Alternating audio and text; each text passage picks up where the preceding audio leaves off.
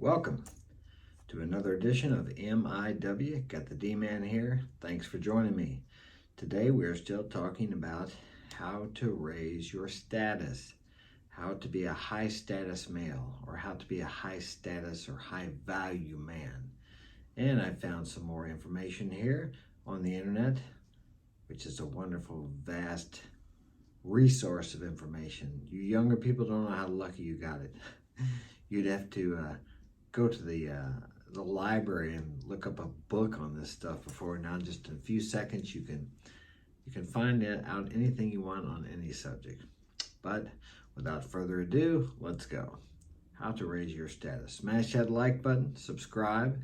Got a video coming out every day that will be of help to you. I know it because it sure helps me to tell you. Here we go. If other men don't respect you, then you have actually lost all status. You have to have the respect of your friends and your associates and the people around you. Now you might be thinking, how do I gain the respect of my boss? I remember one time years ago, I was working for a carpenter. And the first day I started to work for this, I was working for the company, but I was working with a superior. And he told me to get something for him. And he said it in a way that was very disrespectful. So I just stopped and told him, I said, I'll tell you what, I'll do what you want me to do, and I'll do it well, but you have to talk to me with respect, and I will do the same to you. And from that time on, we had no more trouble. He spoke to me with respect, I spoke to him with respect. But it was a common practice in the carpenter trades for when a new guy started for the older, more experienced guys to treat them badly, to make them like dogs, or go get this, go get that. And a lot of people would just do it. So you set the frame right there. You teach people how to treat you. I didn't tell him I wasn't going to do my job. I just told him he needed to talk to me with respect. And you can't get fired for that, okay? I guess you could, but usually you're not going to. People respect you more when you demand the respect, when you don't tolerate disrespect or devaluation. Remember that when you're being treated in a way that you feel is disrespectful, you have brought that on by some of your actions, or you don't respect yourself inside, because that's where it begins. Okay, I won't get into that too much. Let's move on.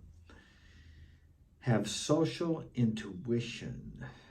Social intuition is being able to walk into a place and survey the situation, get the feeling of the atmosphere, and then adjust yourself accordingly of how you need to present yourself in any situation. For example, you don't walk into a room with a bunch of guys getting high and drinking beer and acting like you're the, how do I say? You want to be able to mix with these people. I mean, first off, you're probably better if you're not in that situation. But if you are, you need to adjust your attitude, your personality accordingly to the situation. Just as if you walked into a room with a group of multimillionaires, you're not going to act the same way with those people as you are with these people smoking pot and drinking beer. You have to know how to adjust your personality, your actions, your words to each situation. That is what I call social intuition. Some places you needn't say a word. Some places you need to speak. Some places you need to be more outgoing. Some places you need to introduce yourself and shake their hands. It just depends on the situation, the atmosphere of the place, the group of people. You have to have social intuition. And how do you get that? By going out there and meeting different people and putting yourself in different situations, and you will learn how to do that. Okay, moving right along. Lead your group. If you are in a group of people, lead that group. I don't know how many times I've been in a group of people, several people, and no one can make a decision what to do. You be the one that makes a decision. The reason people don't want to make the decision, because if things don't work out right, they don't want to be responsible. What the hell? Make the decision. If you make the wrong one, whatever, at least you made a decision. You had the guts to make a decision. Be that man. It's not that hard. I do it all the time. And I also make mistakes all the time. Don't be afraid to make mistakes. That's how you learn. Be non-reactive. Now there's a good one for you. What does that mean? That means that if someone talks to you or speaks to you in a certain way that you don't like, don't react. Act. Pause, then reply. Pause, then reply. Or if a girl cuts you down or makes a snide remark, pause, then reply. Or pause and don't reply at all. Just give her a little smirk and act like you don't care. Even if it does hurt your feelings, don't show it. Anger shows that you are upset, that someone has disturbed your inner world. If someone can shake you that easily, it shows you are a man of low status. And I've done that too, okay? Sometimes it's hard to remember that you need to just ignore certain things. But that's the best thing you can do. Pause and reply, or pause and don't reply. Is it worth your attention? If not, then ignore it. Become the leader of leaders.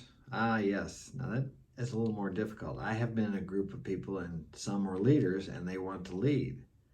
I can think of a situation the other day where an associate of mine, they have a company, and I have a company, and he was needing some help. And I said, okay, we'll help you. It was my son and I. So he wanted to employ me as an employee. I said, no. I said, I'll work for you. I'll give you my ID number, tax ID number, and you can take it off your taxes. You don't have to pay me under the table. We don't have to do that. We'll keep it all above board. Okay, so he had like a little orientation, and I was there with my son. We were both helping him out, working for him for like a week. And he was the leader, okay? And I had to take the lead a couple times myself, and it was kind of conflicting, not bad, but I noticed. So I had to submit to his authority to a certain degree because I was helping him out and he was leading the interaction. But to a certain degree, I had to be a leader in that situation also. Being a leader amongst leaders is difficult because you have a lot of egos there. So you have to be very cautious about how you do that. Be tactful. When you're trying to be a leader among leaders, or when you're being a leader among leaders, remember, be tactful. Don't try to force your will. Okay? Win friends. That's pretty easy. You want friends? Be a friend. Be a friend to people, and you'll win their friendship. That's really just that simple. Work the room. Okay, when you walk into a room, you look around, you survey the people, decide who you're going to talk to them for a little while, move on to another group, and then another group. You have to be a social person to do this, and you have to be unafraid. Well, it's okay to be afraid, but feel the fear and do it anyway. What's the worst thing that can happen? You can walk up to a group of people and what? They're all going to stop and look at you? Well, if they do, just start talking. Ask them about themselves. Say, hello, my name is Mark. Here's the one everybody uses. What's your profession? Or, let me see, what else could you ask them? This is much easier when I'm doing it in person, because when you ask the first question, people love to talk about themselves. So ask them something about themselves. If it's a man, he's got a nice watch on, say, man, that's a fine watch. Where'd you get that at? Oh, he's going to tell you where he got it. And then from there, you listen to what they're saying, and you take leads of what to speak about next off of what they're speaking about. Maybe he says, oh, I got this at, some shop in Florida. Oh, do you live in Florida? And he'll start talking about Florida. Yeah, I've been to Florida a couple times. I love Florida. Went to the beaches. What area do you live in? Just casually, and he'll start talking about his house. Oh, I love those kind of houses. I bet that's a beautiful house. Just listen to what they say. All you have to do is come up with the first question, and they will give you the information you need on what to speak about. Because when they start talking about themselves, just listen. They will give you cues of what to talk about next. Okay, you allow them to think they're leading the conversation, but in reality, you are with the questions you're asking about the things that they're saying. Now, you don't do it in an interrogatory sense, like you're interviewing them, but you casually ask them things about themselves, and the conversation will flow. Many men are afraid to talk to a girl because they think, I don't know what I'll talk about. All you have to do is come up with the first question. Now, if they say no, yes, no, you may find that they have no interest in talking to you. And in that situation with a girl, you may just want to move on to the next. But if she's interested in you, she will give you things to ask her about that she wants to talk about. It's really that simple. Okay, the next one. Command attention. I love this one. When you walk in a room, walk in that room like you own the place, like you are the boss. And if you walk in as such, walk in, stand up straight, good posture, stop. Look around at everybody. Don't stare at people, just make eye contact with people as you look around the room. Survey the room, decide where you're going to sit or who you're going to speak to first, what group of people you're going to approach, and then head towards them. Look at one of the people in the group in the eyes, walk up, shake their hand. If it's a man, you could do it with a woman. I mean, nowadays, these career women, they like to shake your hand. But walk up and present yourself. Say, hi, my name is Mark Daniels. And then direct that to one individual and start there. This is really easy to do because most people are afraid to approach. So if you approach them, they're glad that you did because it shows that they feel like they're respected or like they're the important one in the group or in the room, because you're walking in there like you're somebody.